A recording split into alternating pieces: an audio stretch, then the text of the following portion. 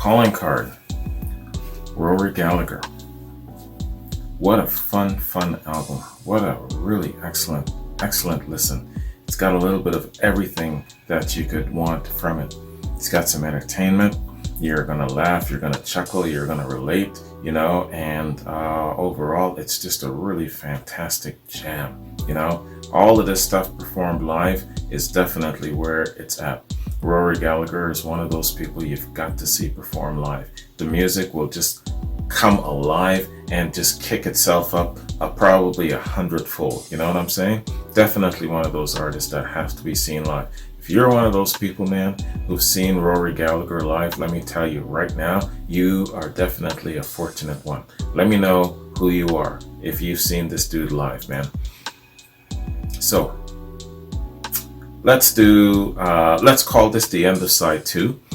Let's call this the end of the reaction phase, and then now let's go into the review phase. So point break between side 2 and the review right now. So let's do this, man. Let's do just a little read on Rory first, and then we'll get into album information. Rory Gallagher. William Rory Gallagher was an Irish blues and rock multi-instrumentalist, songwriter, and producer. Born in Ballyshannon, County Donegal, and brought up in Cork, Gallagher recorded solo albums throughout the 70s and 80s after forming the band Taste during the late 60s. His albums has sold over 30 million copies worldwide. Gallagher received a liver transplant in '95, but died of complications later that year in London at the age of 47. Gone too soon, man. In 2010, Gallagher was ranked number 42 on Gibson.com's list of their 50 greatest guitarists of all time. Gallagher was also listed on Rolling Stone magazine's list of the 100 greatest guitarists of all time at 57.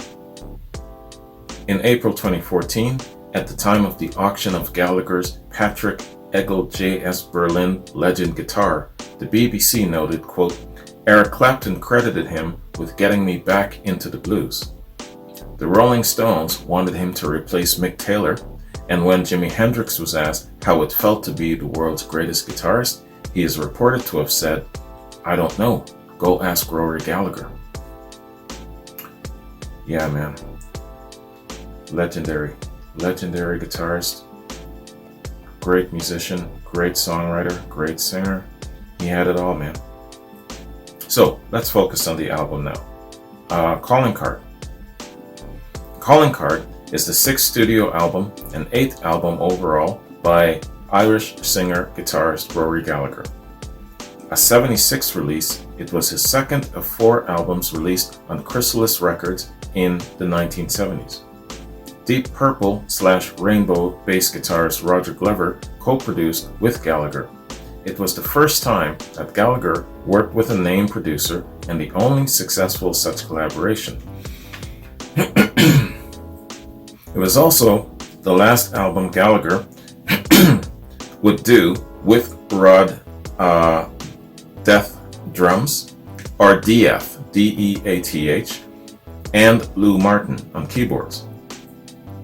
After Calling Card, Gallagher retained only the longtime bass guitarist Jerry McAvoy and hired Ted McKenna on drums. This revised power trio was Gallagher's lineup for the next 5 years when Brendan O'Neill took the sticks. Recording. The sessions for the album began at Musicland Studios in Munich, Germany in the summer of '76. Gallagher came on board as co-producer after having met Gallagher when the latter opened for Deep Purple on an American tour. The choice of Gallagher signified a conscious attempt by Gallagher to try new directions from the hard rock he was best known for. Calling Card is one of his most diverse albums.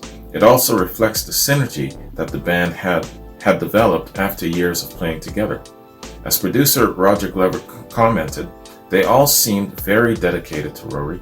There was an allegiance. born of years of smoky clubs and endless journeys. Yeah, I heard that he was really big on touring, and he wasn't into the big stadiums and whatnot. He liked the small clubs. The album is often considered one of Gallagher's finest studio offerings, with AllMusic giving the album 4.5 stars out of 5. In its August 2005 issue, guitar players Over Easy feature on Gallagher praised its brilliant songs and rocking edge, and listed it in the inspired section of his catalog. Irish folk group The Dubliners later covered Barley and Grape Rag on their '92 release 30 Years a Grain. 1999 remaster. The album was reissued by Buddha Records in '99 along with the rest of Gallagher's catalog. As with the rest of the reissues, the album featured remastered sound, newly written liner notes by Gallagher's brother Donald, and bonus tracks Rue the Day and Public Enemy, an early version of a track that later appeared on Gallagher's '79 album Top Priority. Okay, and so that is all the info given on Calling Card. An excellent album, man. Definitely deserving 4.5 stars. AllMusic, good ranking there, man. Really enjoyable album. I liked every single song. I wouldn't skip a single tune, man. They're all fantastic, and they serve a really good unified sync all together from one end to the other. Excellent musicianship, man. So definitely got to do a little bit more where Rory Gallagher is concerned. Geez, man, 47 in this day and age, even back in '95, that is really young, you know. So I remember hearing, or who was it that was telling me in the first Rory Gallagher reaction I did? They're saying there was an interview piece where Jimmy Page spoke very highly of him. He, I guess they were in a club maybe, and Rory Gallagher walked up to him and Peter Grant and shook their hands and said that he's a fan, and he was very nice and very pleasant. And so I believe Jimmy Page used the words delightful to describe him. So yeah, it seems that not only was he a really fantastic talent, but he was a really nice person to deal with as well. Now, when you're talking about the creative thing and when you're rubbing shoulders with someone day in, day out, doing your grinding, that might not be the case, but it seems like on a public basis, publicly, you know, away from the creative edge and the grinding and whatnot, he's a very nice person. Maybe he's probably really nice to work with as well, but it's not always the same thing, right? So that, man, is my review. It's a little bit on the short side of Calling Card. Overall, a fantastic album, and definitely I'm going to add it to my playlist of stuff to listen to, man. Fantastic. Yeah, and again, if you happen to have been lucky enough to see this guy live, man, let me know, you know, because that would have probably been quite an experience, and it's probably made a lasting impression on you. So let me know about that. That would be really interesting. Tell me when, where, what year, you know, so I get an idea of how old he was and how far along he was in his walk, and probably it'll give me an idea of what he was playing, you know, based on his chronology and stuff like that. So that'll be very interesting, man. All right, y'all. That concludes my look at Rory Gallagher for this installment. Definitely, I'm going to do some more down the road, man. So you got some Rory Gallagher recommendations? Send it my way. I'll make the time. All right, man. So you guys have yourselves a good one. Take care. I'll see you in my next reaction. Peace.